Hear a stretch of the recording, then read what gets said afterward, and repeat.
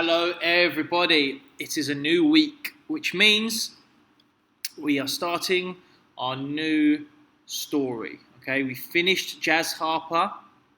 We finished Jazz Harper's story, and you've finished writing your space adventure stories.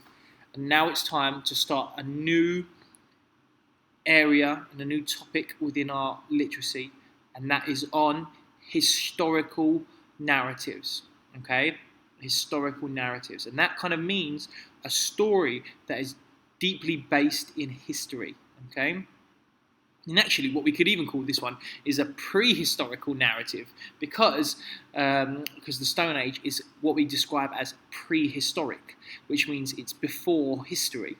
And what they mean by that is because of the Stone Age, we don't have any recorded writings of the Stone Age apart from cave paintings and from things that archaeologists find.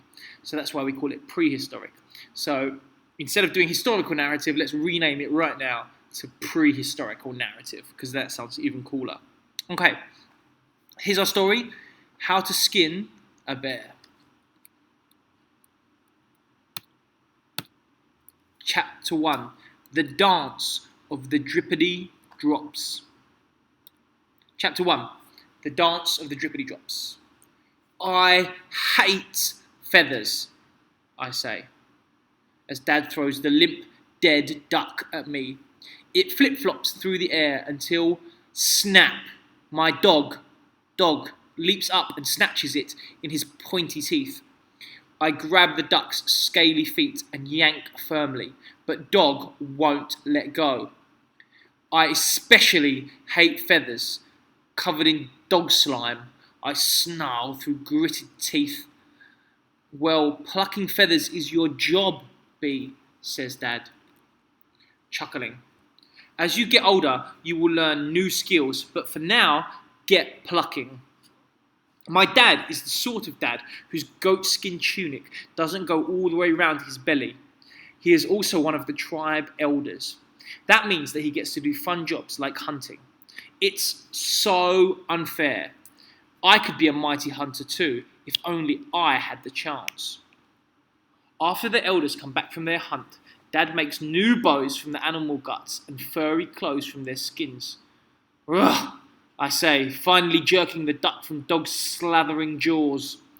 Dog huffs and shakes his tufty head, trying to spit the feathers from his teeth. I got a feather stuck in my teeth once. It was fluffy and sharp at the same time. Ignoring my groaning, Dad sings as he mixes up the deer's brains. He massages the brain goo into the deerskin that he's tanning. Rubbing in the gloopy brain, gloopy brain, gloopy brain. Rub the leather soft again, rubbing in the brain. Glumly, I pull out hunk after hunk of feathers and throw them onto the ground. I'm tired and I'm grumpy. The tribe has been on the move for at least 5 suns now, trekking and tramping to our summer hunting ground at the Rock of the Long Sun. Travelling is boring. We walk all day, carrying everything we own on our backs. Then we set up camp, and soon enough, we pack everything up and set off again. My feet are sore and my back is full of aches.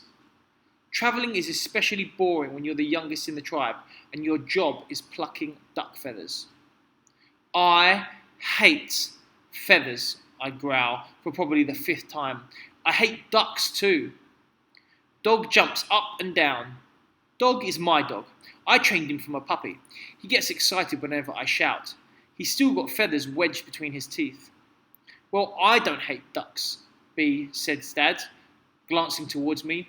Duck skin makes lovely soft leather. Your underpants are made of duck skin.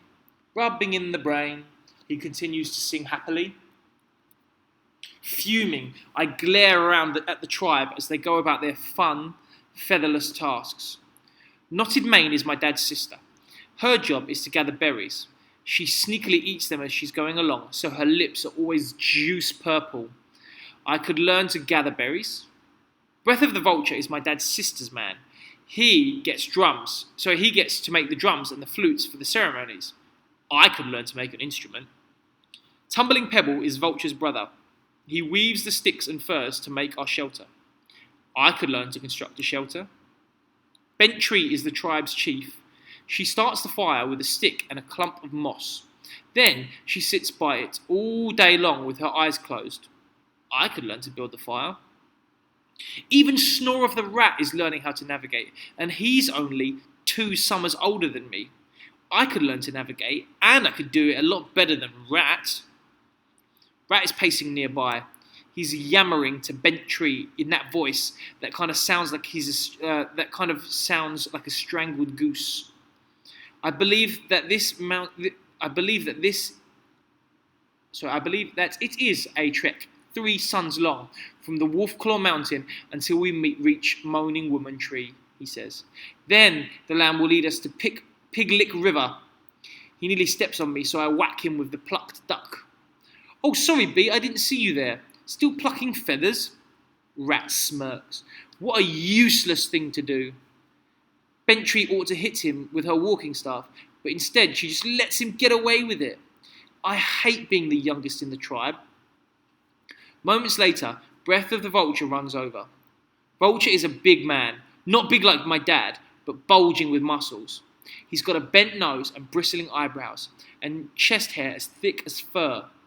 His weathered face is stretched wide and panicky. He looks scared. I've never seen him scared before. Achoo, have you seen the sun? He pants. Achoo is my dad. His real name is the Sneeze of the Aurochs, but no one calls him that. He's nearly as big as an Auroch, but he's not as fierce looking. He doesn't have horns either. No, I haven't, Vulture, says Dad. You shouldn't look at the sun, you know. It will make your eyes hurt. But this is different. Come quickly, says Vulture, running back towards a thick cluster of trees.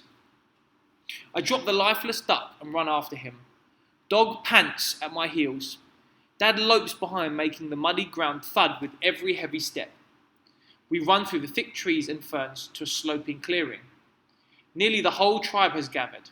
Some point and stare, some cover their eyes, some wail and moan. Bentry sits with her eyes closed, bathed in the fiery light. The sun is glowing red, really red. Red like a big pimple, or those winter berries that give knotted mane a stomachache. Red like fresh blood. It's an omen, cried Tumbling Pebble. The sun is sick, shouts Snore of the rat. The land will turn to ice, warns Dad. The world is ending, wails Breath of the Vulture. I don't say anything. I think the sun looks as angry as a girl who has to pluck duck feathers again. But no one cares what I think. Bentry doesn't cry, or shout, or wail. Slowly she opens her crinkling eyes. The sky spirits are testing us, she says. Bentry is so old that her voice crackles. In all the stories, ill omens warned of the long frost. Our ancestors ignored the omens and lived through a winter without end. We will not make the same mistakes that our ancestors made. She bangs her staff on the ground so hard that the tribe trembles. We must perform the ritual. Quickly, the elders put on their best furs and their deer skull masks. Dog runs around yapping excitedly. Bentry's mask is the skull of a snarling cave lion. The lion's teeth hang over her eyes and scrunch the skin on her face. I can't help but giggle. Dad! I tug Dad's goat skin until he pays attention to me. It looks like Bentry's mask is eating her face. Dad doesn't think that that's funny. That mask has been passed down in our tribe since the long frost, he says, pulling his special deer skin over his shoulders. In those days, cave lions still roamed this land. They were bigger than bears and fiercer than wolves. Few people were brave enough to fight them, and even fewer survived. I rolled my eyes. I was only joking. The skull belonged to one of the last lions, Dad goes on, as though I'm not even there. It was killed by Glinting Fang. She was fierce. She was strong. With one swipe of her axe, she brought the beast down and saved her tribe. We still remember her in song. Glinting Fang was fierce and bold, with strength you can rely on. Her axe was sharp, and with one stroke she bravely killed the lion. Good for her, I muttered under my breath. Dog licks my hand consolingly. Bentrey wears that mask to remember Glinting Fang and to honour her courage, says Dad, still lost in his story. Hey! I stumble as someone pushes me from behind. It's Snore of the Rat. He's almost swamped in his best hawk pelt, and his mask comes down over his eyes. I don't even have any best furs or a skull mask. I'm too young to join the ritual. Rat sneers. Maybe when you save a tribe from a fierce lion, we'll write a song about you, Bee. Oh no, wait, all the lions died in the long frost. That's too bad. He minces past me and joins the elders at the fire. Keep out of the way, Bee. This is too important to be ruined by your buzzing. All dressed up, the elders gather around the fire. Vulture plays his bird-bone flute and Dad bangs the drums. I slink off into the shadows with Dog.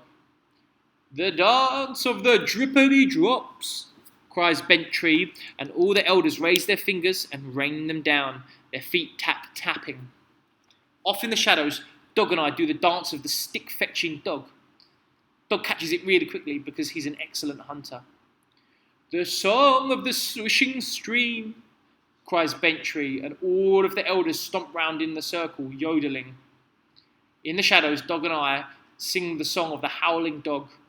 Dog is better at it than I am. The procession of shimmering sunbeams, cries Bentrey, and all the elders snap their fingers and leap up and down. Vulture pipes and Dad bangs. In the background, Dog and I do the procession of the dog chasing his tail. We both run round and round and round in circles as Dog's tail swishes back and forth.